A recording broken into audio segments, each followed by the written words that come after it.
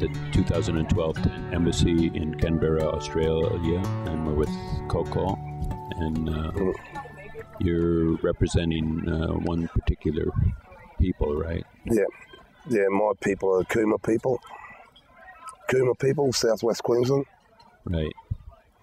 And so we've just been involved for some days, and Coco's been involved for a long time and knows what's really happening here. And a lot of it is acknowledgement, and somehow that acknowledgement never seems to be received in a full way. And so then it seems like we're stuck trying to acknowledge the past pain. And now we're taking some steps to move past that. Is that correct? Yes. I guess what we've got to the point of now is that we've been trying, I guess this campaign's been going on for over 40 years. It's actually been going on over 100 years, because the first, when they were actually building the old Parliament House, there was two delegates that walked down here, two old men, Charlie Clements, who actually started the first protest when they actually building the Parliament House. And I guess the question of sovereignty and who owns this land and who owns the country, and who is responsible for the country, has been going on for over 200 years, but more directly in the modern day fight and the struggle in the Cold War that we're participating in at the moment, is that this is our main arm and our thrust through the embassy.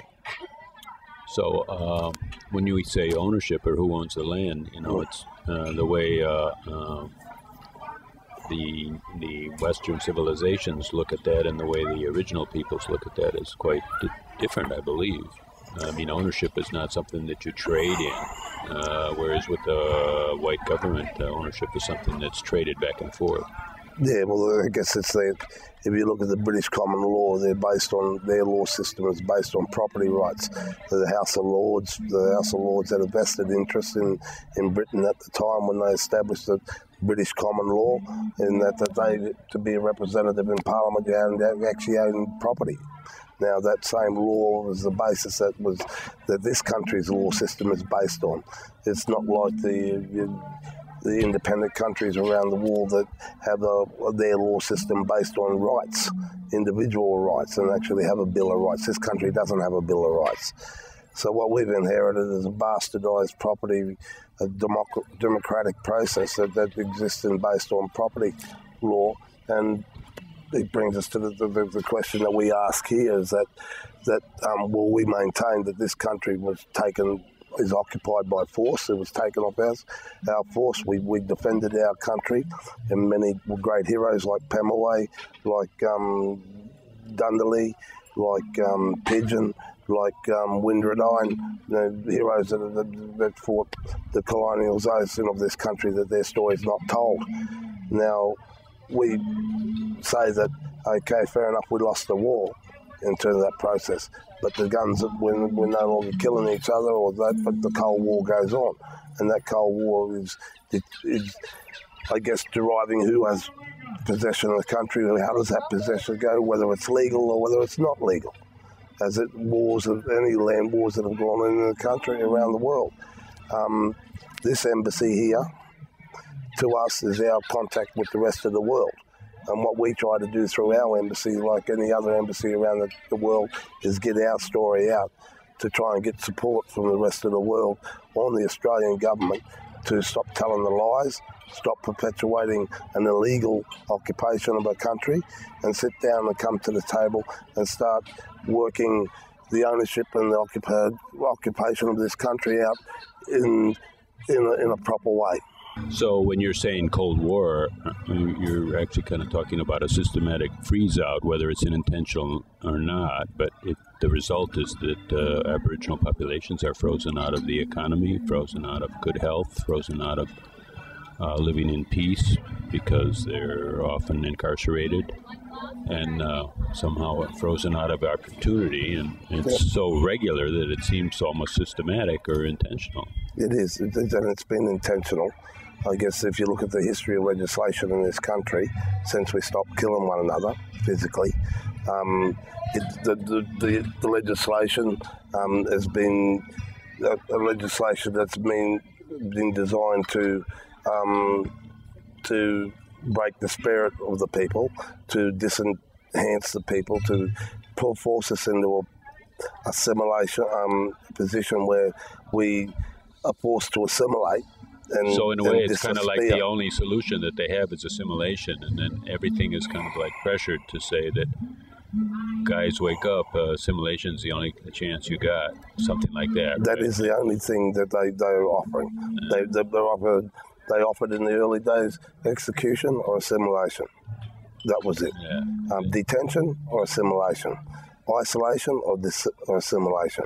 And it's got to the point now where they're actually targeting our communities, where the welfare payments, after a lot of our people are depending on the welfare, I guess, arrangements for subsistence existence in terms of just vegetables, accommodation and that sort of stuff, because those people have been forced to move off their traditional lands, their hunting grounds, their homelands, where they could actually itch a living and be able to be independent. But it's come to the point now where what we call the federal intervention is the latest move in the Cold War to assimilate our people and dispossess our people. Tell us a little bit about the intervention, because it seems like they're trying to live their life for you. The intervention is no life. The draconian laws that come with the intervention is that your welfare will be taken off you. Your children will be taken off you if you do not comply to the rules that the federal government apply to that community. If you don't comply to those rules, you're subject to penalties. One of those penalties is your actual income is taken off you, quarantined. You're issued with food stamps or a booklet and identified shops to actually go and get your rations. This is stuff that's happening today. Is that just only in the Northern Territory? No, it's actually been expanded. It's actually going into Victoria. It's actually going into Queensland to two communities, one in metropolitan Brisbane and the other one in Warrabinda and Rockhampton. So the intervention process was piloted, as used in the territory as a pilot, and now it's been expanded across the country.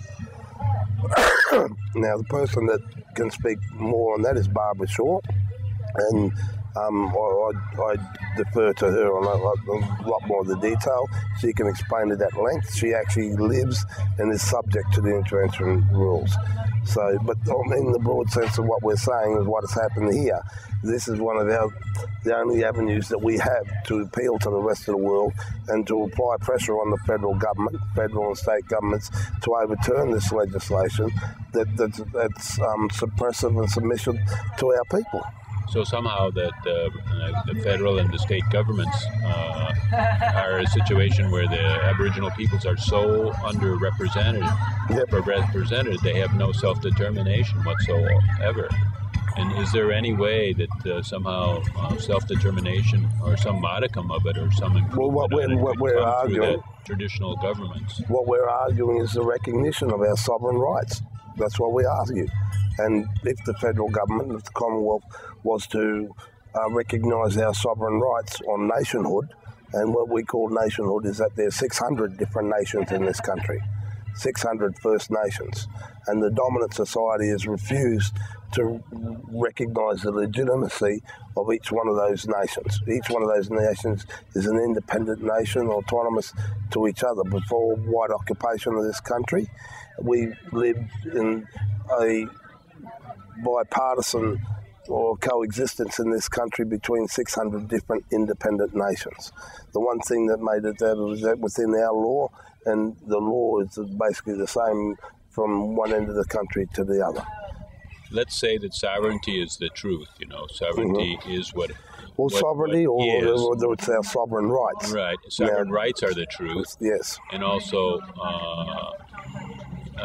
sovereign law is also becoming apparently the truth too, because of mistakes or weak foundation of this government, right? Exactly. So that actually sovereign law is also a reality. Their law. But in a way, sovereignty is like the last strategy, because there can be no way there's no participation that's allowed in this current government. But even if you had a participation in self-determination and we're accepted as equals, probably sovereignty could just be even a moot point. Yeah, well, our sovereign, I don't know what to use sovereignty, but it's just our sovereign rights that the government have to address.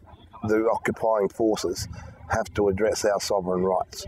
Now, whether that's through a treaty, whether it's through a partnership, whether it's recognition of independent states, or whether it's recognition, but those rights have to be addressed.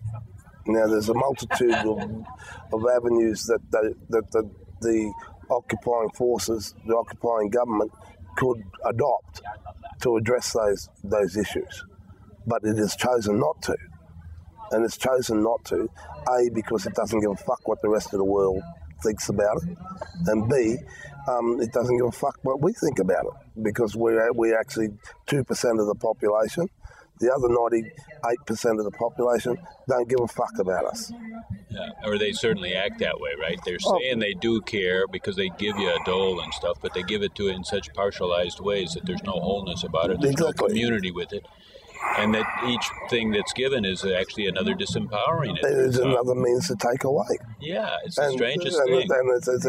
And it's not really all that strange when you understand the psychology of a colonial power. When you have a look at people like Hitler and other dictators that occupied countries like France, and how did they treated people, this government has inherited many of the and enacted many of the programs that were placed on occupied France during the Second World War, or Poland.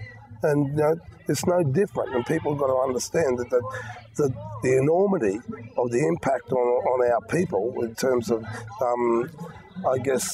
conflictual psychological damage that it's inherent amongst our people from being occupied. The ingrained, brutality that's entrenched on our males, to the point where a systematic attack on every Indigenous male in the country as being pedophiles. This is the systematic, structured approach that the federal government has through its physics. So it's kind of like a whitening policy, right? No, it's a psychological warfare by an occupied force, similar to that what was happening with France during the Second World War, or Poland, or any other occupied countries. Their citizens, the people that were the recipients, were the opposing the Nazi regimes in that countries, were treated to intolerable, inhumane practices. And those same practices are played out here on a day-to-day basis with our peoples.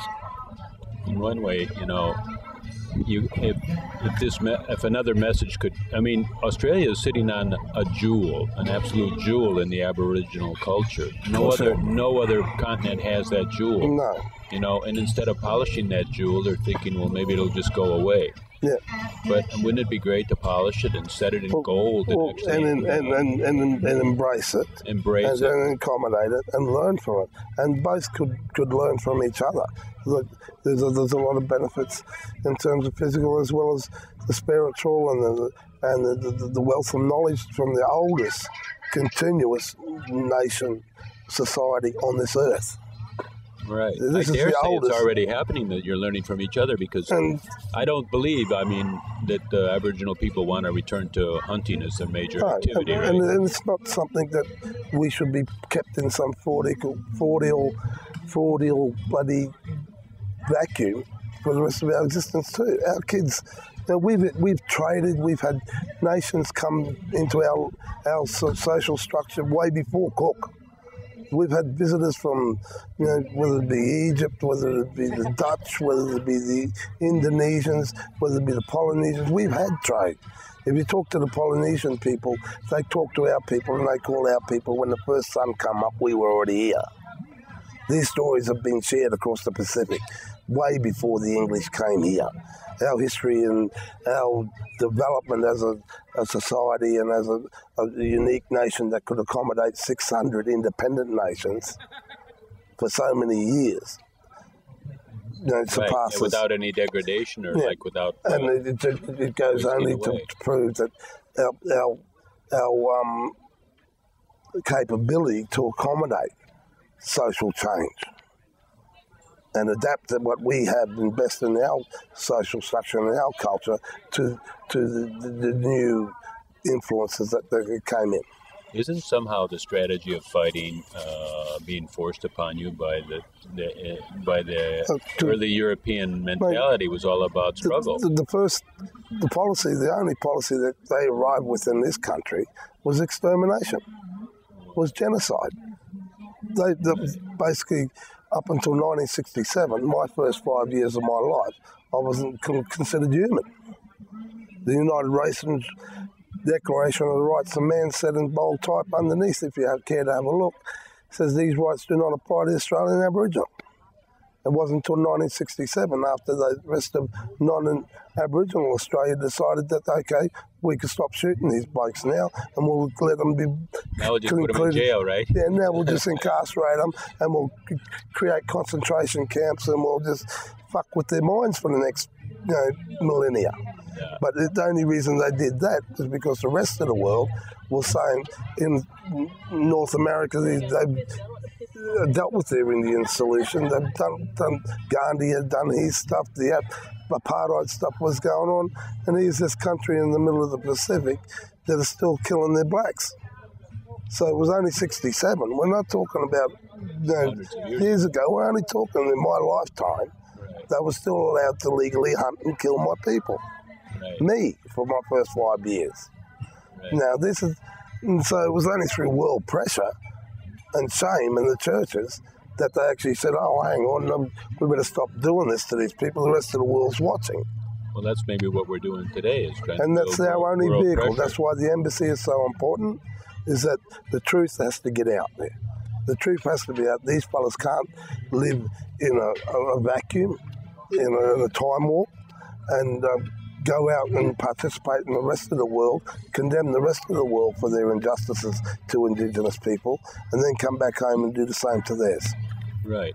So in one way, in order to tell the story to the world, we have to tell the history and tell the injustices and so on. But in another way, it would be great if we could stand up and stand proud and live with hope and in love and already embrace what is the truth of the Aboriginal. But somehow it sounds like the youth are not fully imbibing that, because we hear the stories of suicides and... Oh, our youth have been dispossessed, have been the social warfare, the psychological warfare that's been played on our males, on our young people in this country, is such that it has caused them to despair, many of them to despair. And I guess the only opposition to the despair that we've got is to encourage our people and our youth to defend themselves and to fight to maintain that energy and that direction to get into a position where they can resolve that psychological hurt that's happening to them. Shouldn't it be like first and foremost is a psychological defense? Yes. Right? Well, the best just to form, know who you are, know yourself. Exactly, and know who you are, and know what your rights are, and what your worth is in society. And what your worth is that you deserve much more than what these fellas are giving you. Yeah, but I mean, mate, don't you have to kind of get out of the whole idea that someone's going to give me something? Once a human being knows that they're worth something, and what they're worth, it makes a whole lot of difference whether they get up and choose to get out of bed each morning. Right. No, I totally agree. But can we leave it at that, mate? Okay. Yeah. We've been with Coco, and we really appreciate speaking, and thank you so much for spreading light on these truths. And thank you so much for holding this space for so long and being a part of getting this message out to the world. Yeah, and I appreciate the message going out, and more people that listen to it, and your time. It's appreciated. It goes a long way. Thank you very much. No, okay.